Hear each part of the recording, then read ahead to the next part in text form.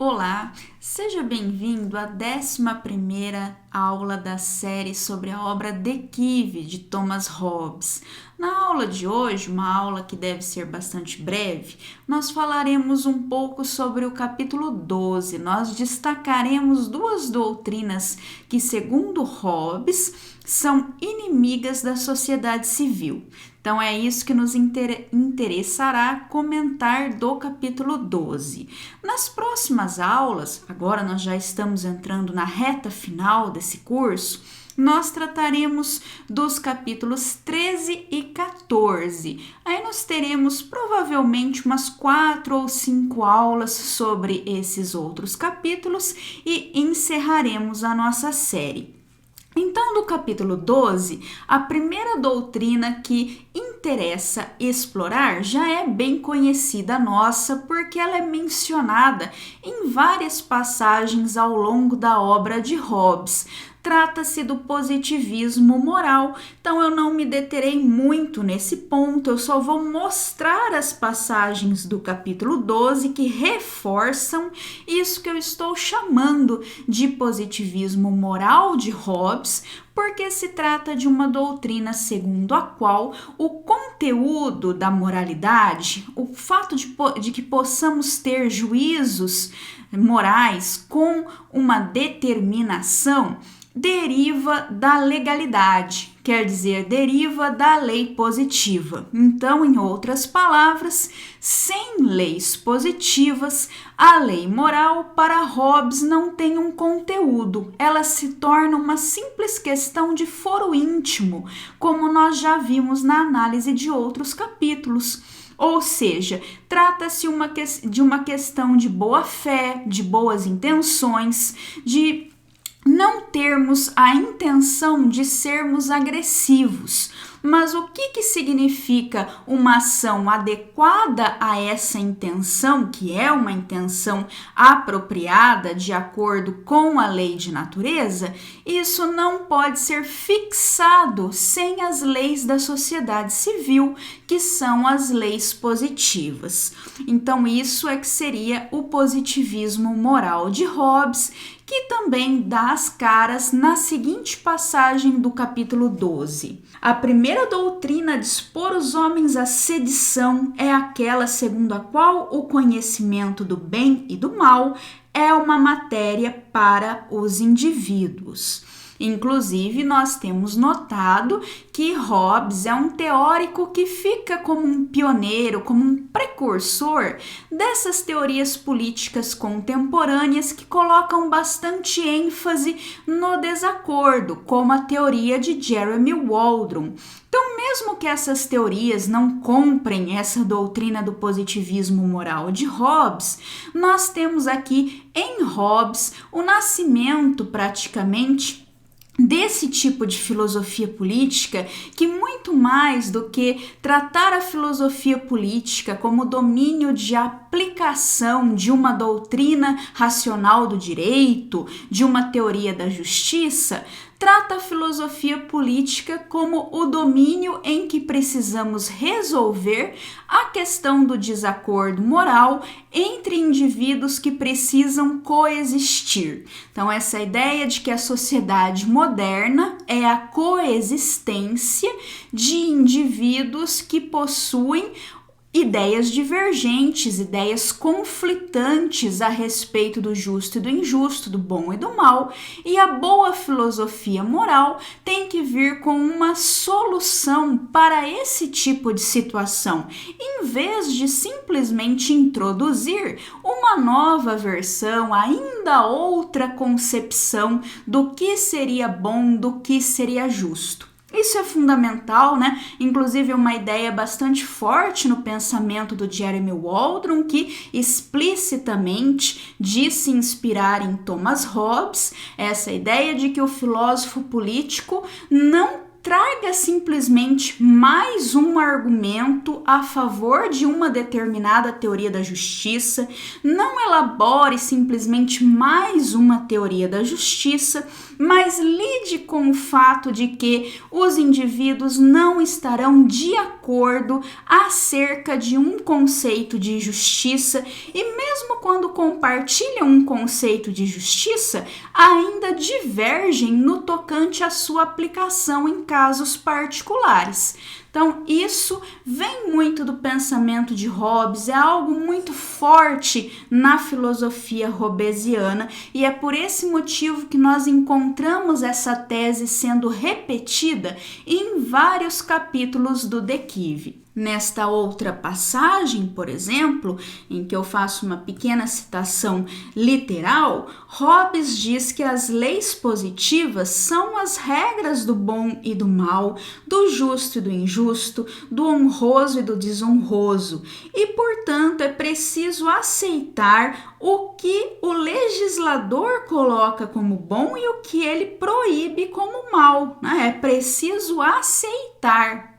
Isso é muito interessante. O legislador é que tem o direito à decisão final sobre esses assuntos. Cabe ao indivíduo, então, como eu já mencionei em outras oportunidades, colocar o resultado da deliberação do legislador no lugar do resultado da sua própria deliberação, uma vez que essa é a única esperança de paz, uma vez que se cada indivíduo agir de acordo com a sua própria deliberação, nós nunca sairemos do estado de natureza, que é o estado de guerra de todos contra todos. Na próxima passagem, também nesse sentido, Hobbes diz que o justo e o injusto não existem até que comandos sejam dados e que toda ação em sua própria natureza é indiferente. Veja, nem toda intenção é indiferente, mas toda ação é, justamente porque nós já vimos que no estado de natureza,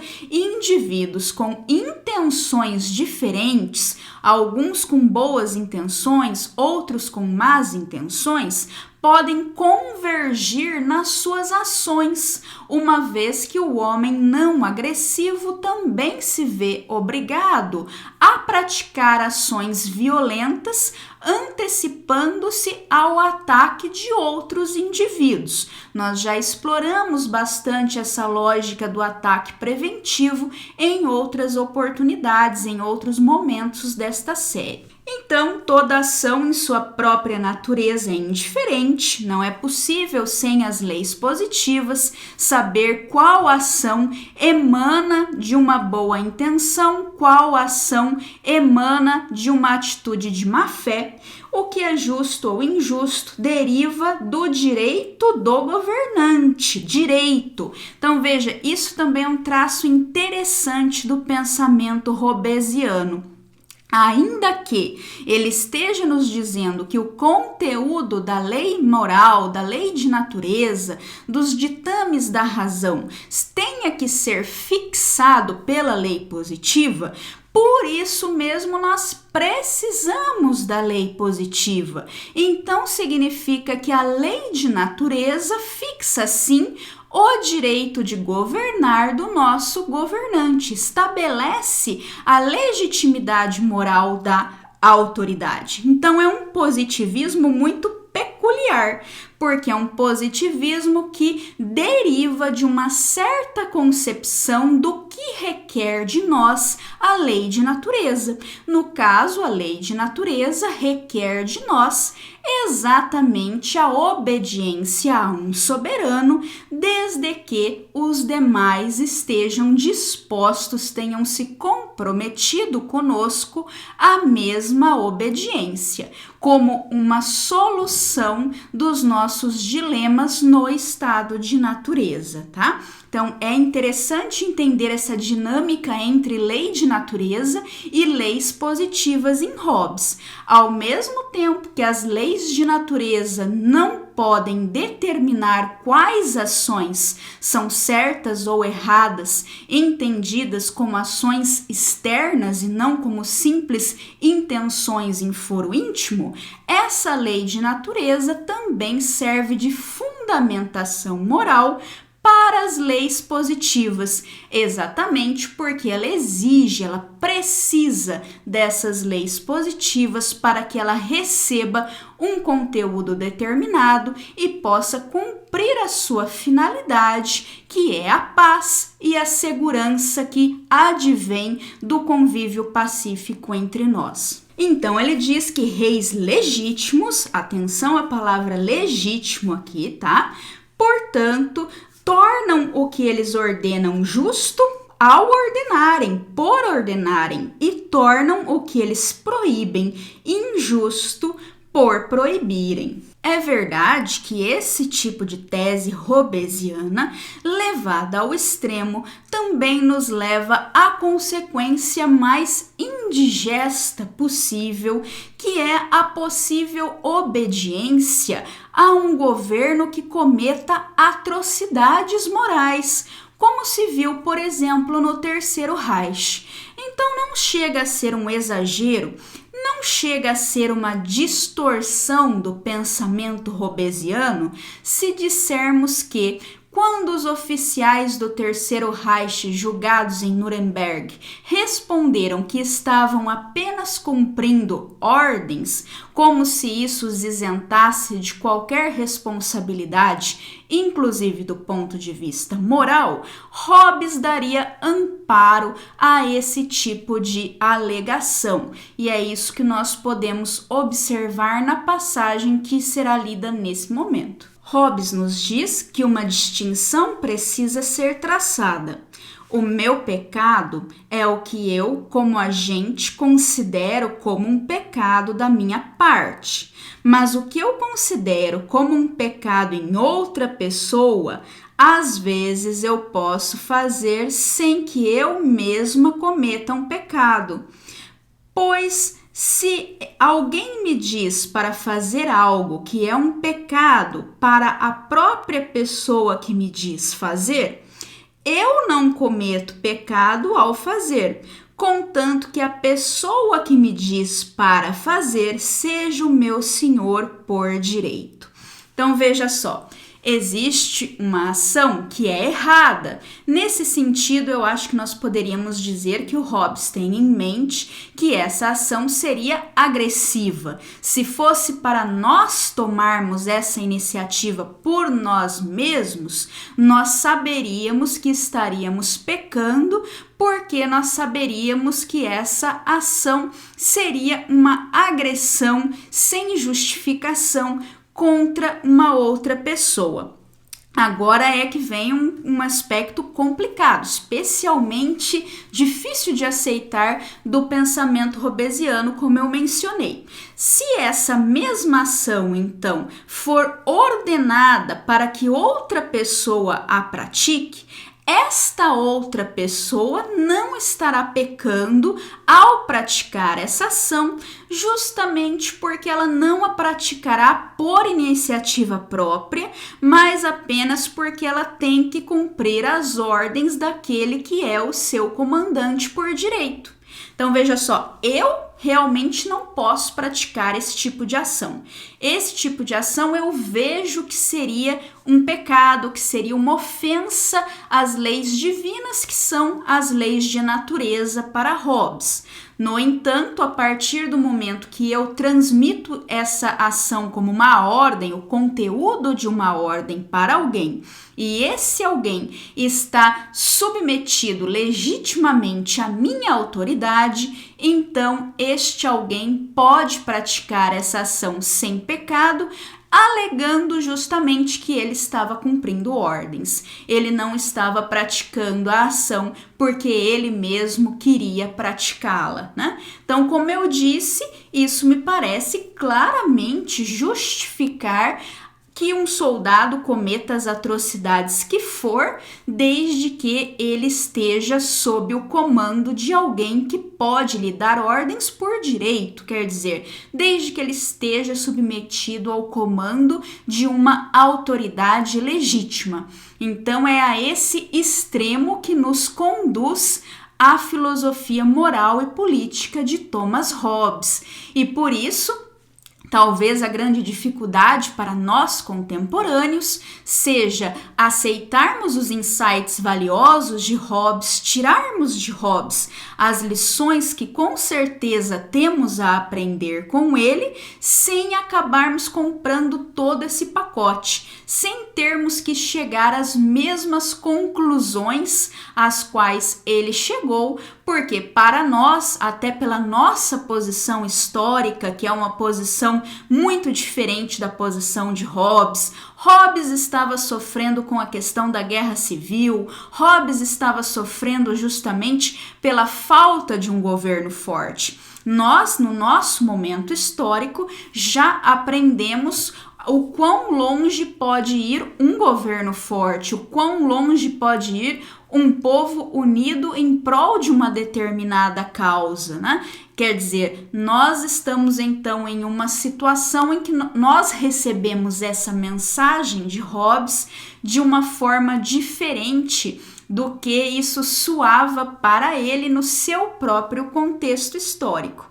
Daí a dificuldade que eu mencionei de nós incorporarmos os valiosos insights hobbesianos, mas ao mesmo tempo não assumirmos esse tipo de compromisso como o visto nesta passagem, certo? Hobbes conclui a passagem dizendo exatamente que aqueles que não observam essa distinção se encontrarão comprometidos a pecar sempre que eles estejam ordenados, sempre que eles recebam a ordem de fazer qualquer coisa ilícita, ou ao menos qualquer coisa que pareça ilícito para eles. Ainda no sentido de analisarmos o positivismo moral hobbesiano e o quanto isso para Hobbes nos determina a aceitação de uma obediência quase que absoluta, já vimos em outras aulas que essa obediência só não é absoluta quando ela coloca em jogo a nossa própria sobrevivência, quando arrisca a qualidade da nossa própria vida, já que é por isso, em nome dessa sobrevivência, que nós saímos do estado de natureza, de modo que não faria sentido estender a esse ponto a necessidade moral da obediência. Mas de outra forma, nós acabamos de ver que podemos até mesmo cometer atrocidades morais sem que estejamos cometendo qualquer falta moral, uma vez que estamos submetidos a uma autoridade legítima.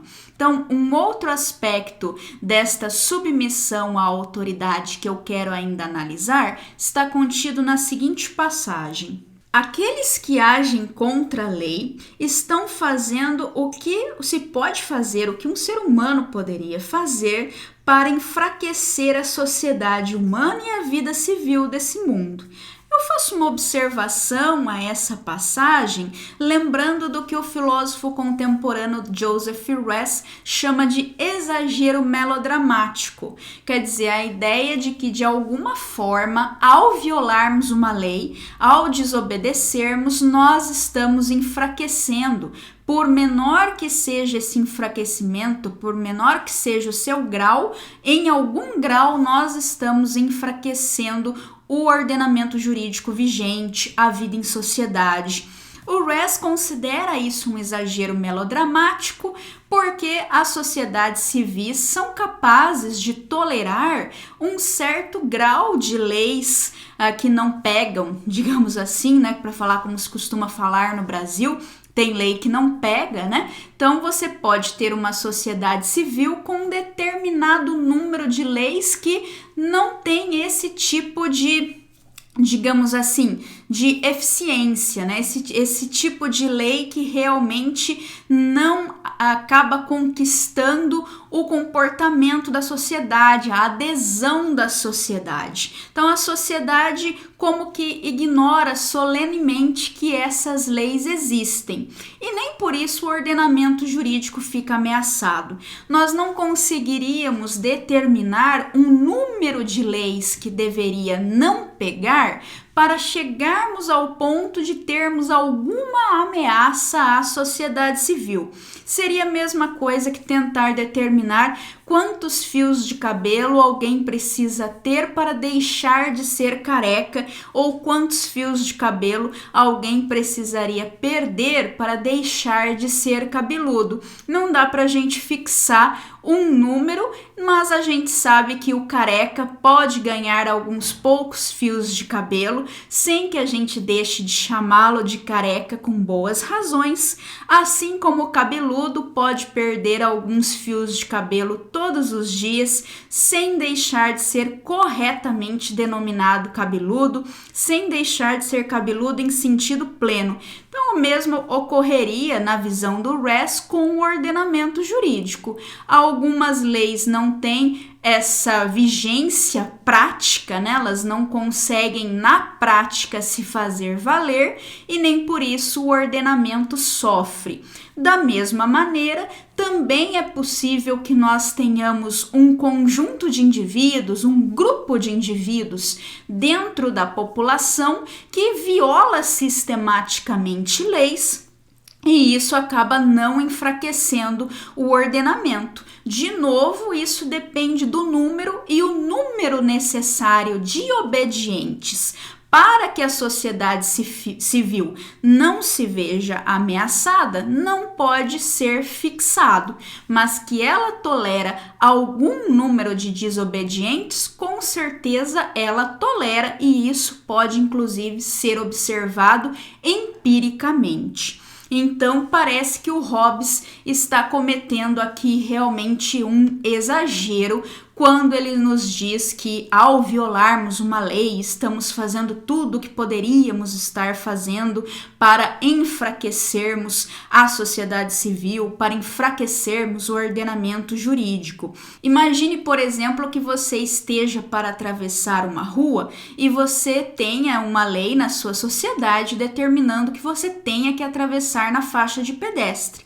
Acontece que a visibilidade naquele momento é perfeita e você pode observar que não tem nenhum carro vindo na sua direção.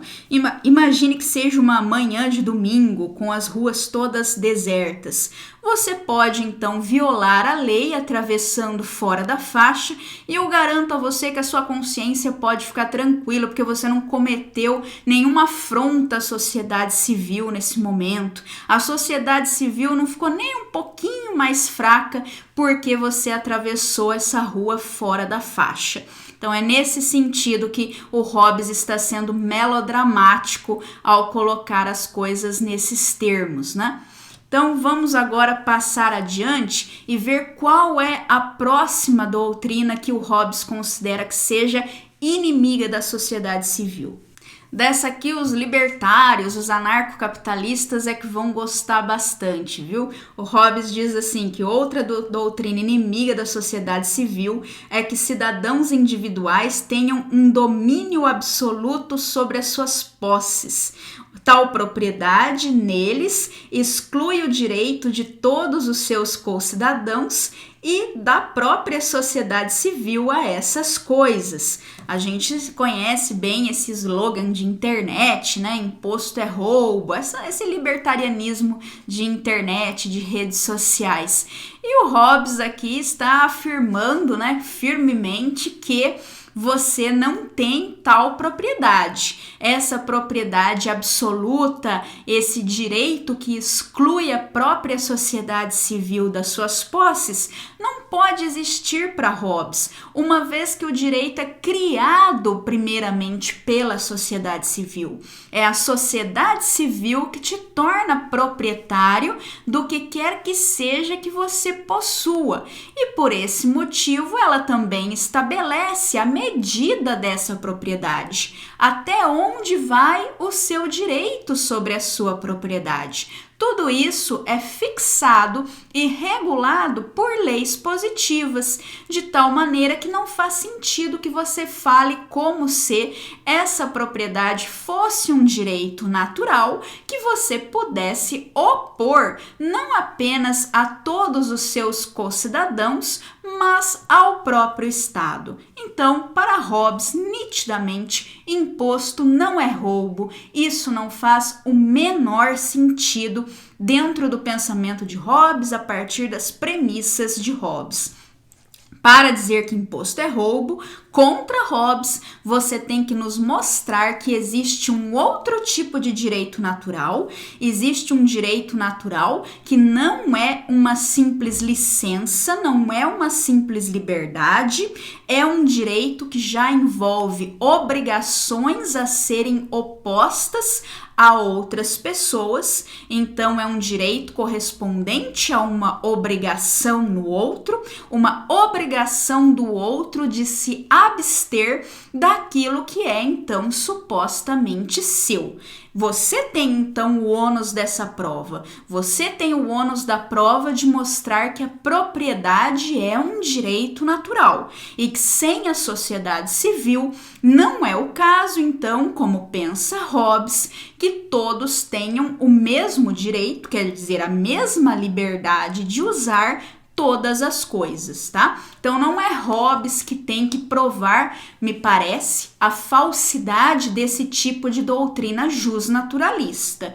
Você que afirma a existência desse direito, dessa obrigação, é que tem que mostrar qual é o sentido dessa obrigação, primeiramente, e de onde ela advém, como é que pode ser fundada essa obrigação antes da existência de leis positivas, a partir simplesmente de leis de natureza, né? Então, inclusive, você tem que mostrar o que são essas leis de natureza, se você está comprometido, por exemplo, com a ideia de que elas sejam também leis divinas ou não, qual é o sentido de uma lei natural, de uma lei que não é positiva.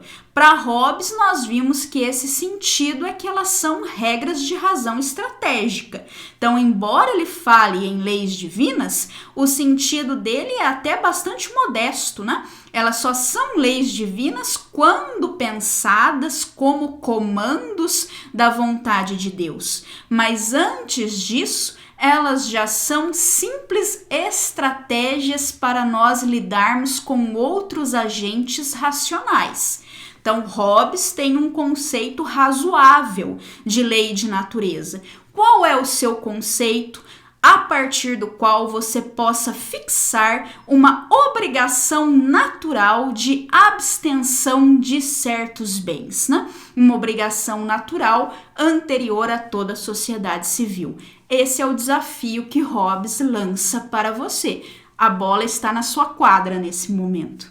Exatamente nesse sentido, Hobbes diz assim: aqueles que têm um senhor não têm domínio, e a sociedade civil, pela sua formação, é o senhor de todos os cidadãos. Antes de aceitar essa sociedade civil, ninguém tinha um direito de propriedade ao que quer que seja.